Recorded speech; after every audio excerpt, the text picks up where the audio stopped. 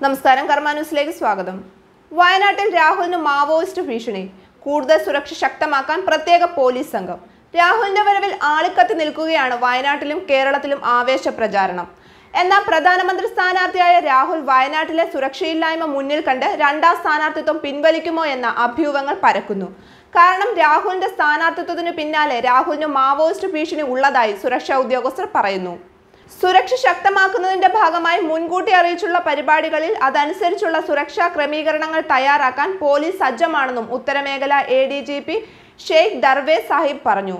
Maoist ഭീഷണി നിലനിൽക്കുന്നതിനാൽ പുൽവാമയിൽ കൊല്ലപ്പെട്ട CSF ജവാൻ വസന്ത് കുമാറിന്റെ വീട് സന്ദർശിക്കാൻ സുരക്ഷാ ഏജൻസികൾ രാഹുൽ ഗാന്ധിക്ക് അനുമതി നൽകിയിരുന്നില്ല.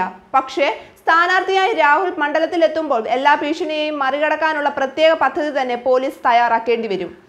രാഹുലിന് SPG സുരക്ഷ നൽകുന്നുണ്ട്. അതിന് പുറമെ പോലീസിന്റെ സുരക്ഷാ ക്രമീകരണവുമുണ്ട്.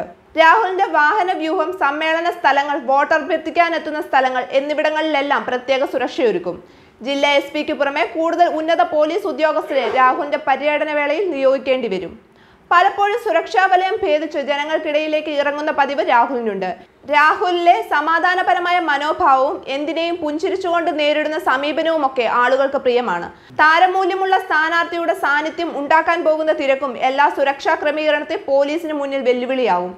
ഏതായാലും മാവോ ഭീഷണി നിലനിൽക്കുന്നതിനാൽ രാഹുലിന്റെ സ്ഥാനാർത്ഥിത്വത്തിനുള്ള മാറ്റങ്ങൾ പ്രതീക്ഷിക്കാനും സാധ്യതയേറുന്നു. ന്യൂസ് ഡെസ്ക്, കർമ്മ ന്യൂസ്.